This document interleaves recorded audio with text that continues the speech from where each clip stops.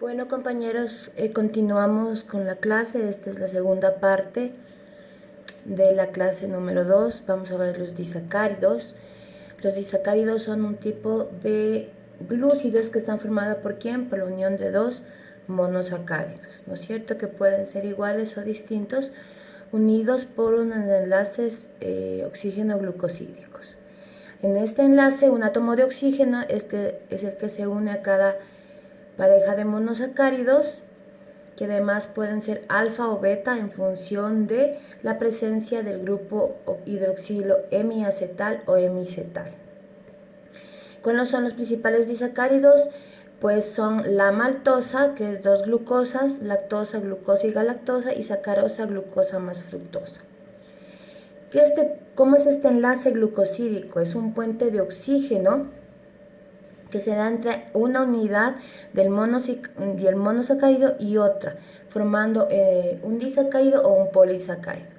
Esta unión se da entre el carbono 1, que puede ser enlace alfa o beta, anómero, de una unidad y el grupo hidroxilo de la otra unidad. Lo más común es que sea con el carbono 4, llamándose alfa 1,4 o beta 1,4, dependiendo qué tipo de anómero. La fórmula empírica de los disacáridos tiene que ser C12H22O11. ¿Por qué 11? Porque la otra valencia del oxígeno se está uniendo con el otro monosacárido, ¿no es cierto? Entonces, como les digo, el enlace covalente entre los dos monosacáridos provoca la eliminación de un átomo de hidrógeno de uno de los monosacáridos y de un grupo hidroxilo del otro monosacárido, eliminando de esta manera que agua. No se olviden que con cada reacción siempre se produce agua. Entonces vamos a comenzar con el primer disacárido llamado maltosa, que es la unión de dos glucosas. Miren, aquí vemos el enlace glucosídico. Aquí es bien importante porque aquí se va a unir nuestro carbono quiral con un carbono carbonílico, un carbono normal, que es el 4. Aquí lo vemos. Entonces la maltosa es el azúcar de la malta, que se encuentra obviamente, que se utiliza mucho para la elaboración de la cerveza. Entonces aquí, como les digo, la maltosa se obtiene de la unión de dos unidades de glucosa que son unidas por enlaces glucosídicos, y aquí está alfa 1,4, y la maltosa es un azúcar reductor y sufre mutarrotación. Ya vamos a ver qué es mutarrotar y qué significa ser un azúcar reductor.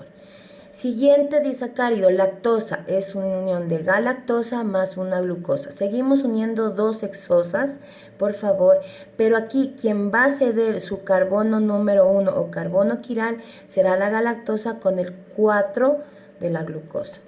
Aquí tenemos enlace 1,4, sigue siendo, y galactosa es el azúcar de la leche, por favor,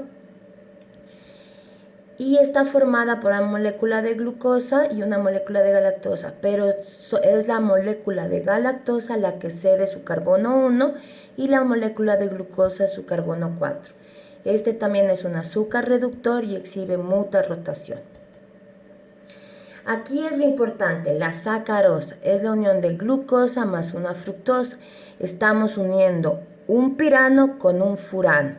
Nos damos cuenta que aquí son una encima de la otra. ¿Por qué? Porque aquí está cediendo, las dos están cediendo su carbono quiral. La glucosa cede su carbono 1 y la fructosa su carbono 2. La sacarosa se conoce como el azúcar de la caña o azúcar de la remolacha, o simplemente azúcar, y el enlace glucosídico obviamente es 1,2. Y aquí es importante, la sacarosa no exhibe mutarrotación y no es un azúcar reductor. ¿Por qué? Porque a los dos ceder, aquí como vemos que están uno encima del otro, no puede rotar en el espacio, porque en el otro, como nosotros vimos en la maltosa o en la lactosa, su carbono quiral queda libre y puede unirse con alguien más y después con alguien más, con otro elemento, y eso le va a permitir mutarrotar en el espacio. En cambio aquí la sacarosa no puede rotar. Ahora, vamos a hablar un poco de los disacáridos reductores. ¿Qué son los disacáridos reductores?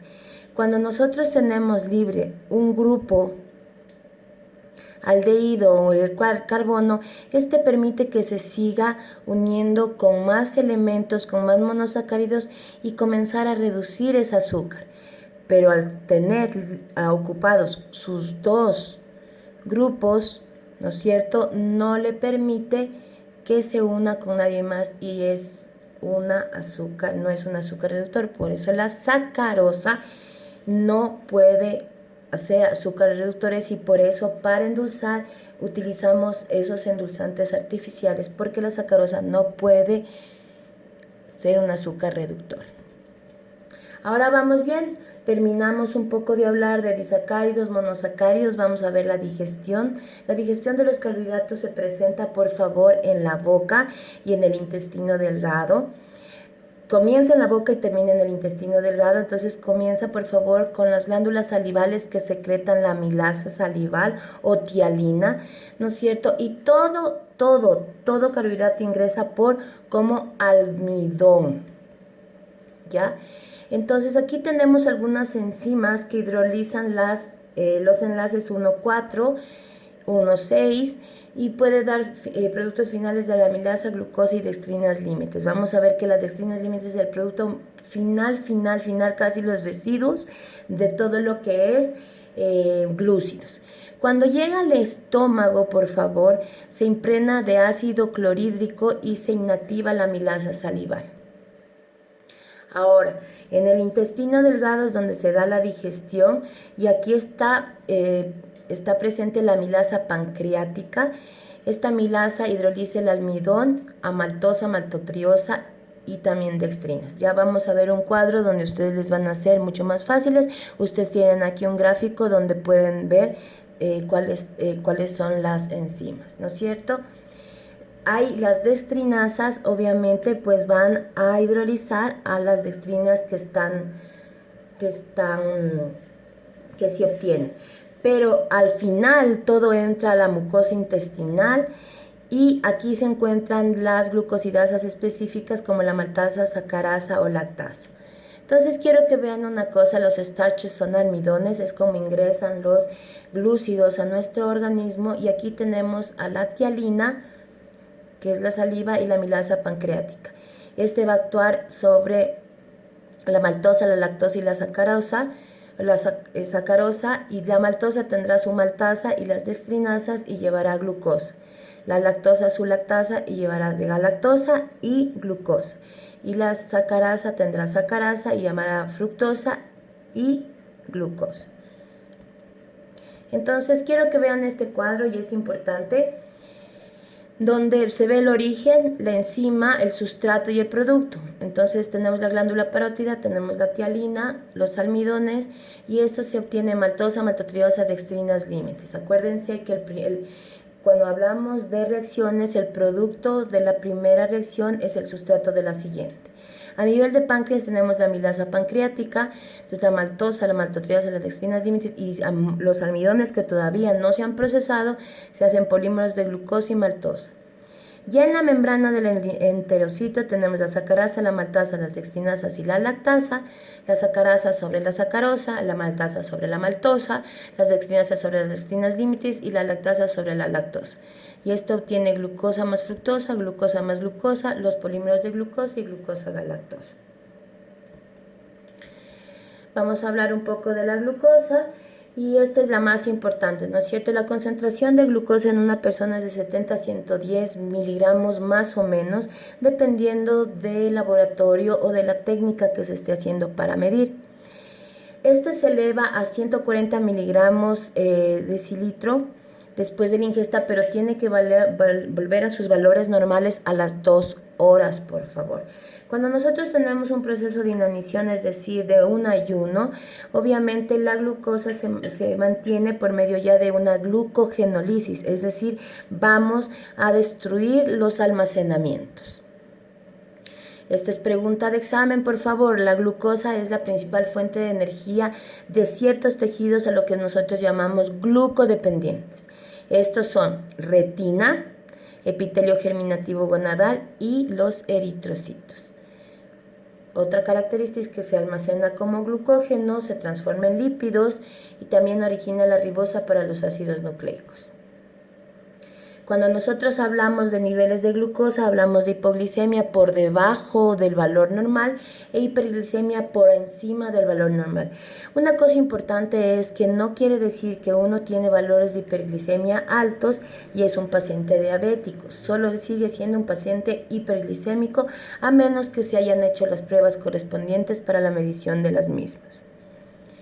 Cuando hablamos a nivel renal, por favor, el nivel de azúcar en la sangre cuando está mayor de 180 miligramos no puede ser absorbido por los riñones y se excreta por la orina. Y esto es pregunta de examen. Se llama glucosuria.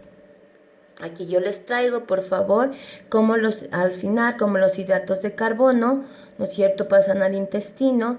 Entonces, obviamente, cuando comienza la glucosa a entrar en la sangre, quien reacciona a las células beta del páncreas producen insulina, y la insulina es que el carrito para llevar a los órganos dianos. Este es el hígado, al tejido graso y al músculo, ¿no es cierto?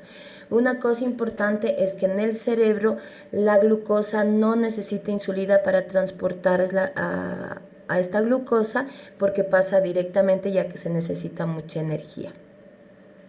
Ahora bien, vamos a hablar de la absorción. Una vez que ya digerimos, tenemos que absorber, ¿no es cierto?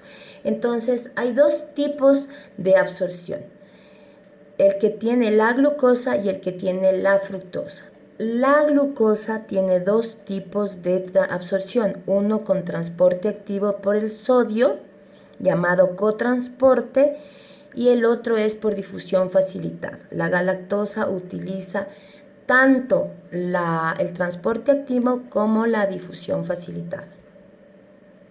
Entonces aquí tenemos los mecanismos de transporte de la glucosa.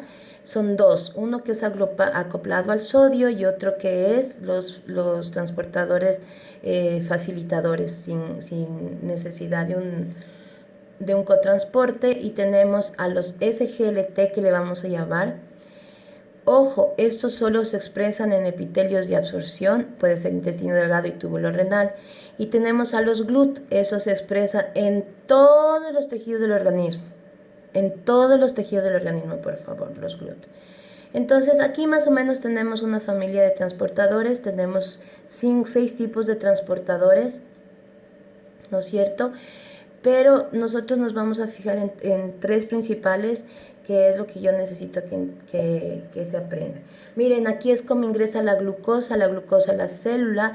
Hay estas compuertas, ¿no es cierto? Un momento que ingresa la glucosa, pues las compuertas se cierran y abren las compuertas internas para que ingrese la glucosa. Esto se llama un cambio conformacional. Una vez que la glucosa haya entrado, pues se recupera la conformación original. Tenemos aquí a los SGLT, los 3 principales, 1, 2, 3, que es lo que realmente a mí me interesa que sepan. Los SGLT1 transportan una glucosa o galactosa por un sodio. Los SGLT2 es una glucosa nada más por un sodio, y los SGL3 una glucosa por 2 sodios. Quiero que se den cuenta que el 1 transporta o glucosa o galactosa. ¿Qué es el kilometraje, por favor? El kilometraje, y eso lo vamos a ver alrededor de todo el semestre, el kilometraje quiere decir la mayor afinidad que tiene ese transporte por el elemento. A menor kilometraje, mayor afinidad, es decir, necesita muy poco kilometraje para que se pueda unir a este transportador. Quiere decir que de los transportes SGLT, el SGLT1 es el más importante. Y por último tenemos a los GLUT. Estos son los GLUT, estos son los transportadores facilitadores de glucosa, galactosa y fructosa. Acuérdense que son difusiones facilitadas y ustedes se van a asustar con el cuadro, pero no, lo vamos a aprender bien rápido y facilísimo. Entonces, miren, vamos, GLUT1 y GLUT3, glucosa y galactosa. GLUT2, glucosa, galactosa y fructosa. GLUT5 solo es para la fructosa. y el resto de GLUTs es todo glucosas. No me interesa kilometrajes, no me interesa el número de aminoácidos ni la localización. ¿Por qué? Y la función obviamente ya lo sabemos. ¿Por qué? Porque como va cambiando, van descubriendo más cosas, después ustedes me pueden decir, no, pero doctora, ya encontramos el gluten en este otro tejido. Entonces, cuando yo pregunto en el examen, y eso ya lo vamos a ver, son cosas específicas, son cosas bien claras, de que no, perdón, de que no tienen solo una respuesta y no se pueden confundir. Entonces, vamos, GLUT1 y GLUT3, glucosa, galactosa. GLUT2, glucosa, galactosa y fructosa. GLUT5, fructosa. Y el resto de GLUTs, glucosas. Aquí les traigo, miren cómo ustedes ven cómo funcionan los GLUT. Mire, SGLT1 y el GLUT5 está metiendo fructosa, el SGLT1 está metiendo glucosa y galactosa, pero una vez que han entrado a la célula, mire quién entra, el GLUT2, que sirve para los tres. Obviamente puede haber un GLUT1, GLUT3, pero este es el claro ejemplo, como ustedes ven cómo funcionan los transportadores. Bueno chicos, eso es todo. Espero que haya sido una clase un poco larga, pero sencilla. Cualquier pregunta vamos a coordinar ya con su representante para poder conversar un poco más sobre las dudas el día martes y un poco ya hablar sobre cómo se va a realizar los trabajos, cómo se van a realizar las micropruebas, porque tenemos que acumular 50 puntos. Que tengan un buen día.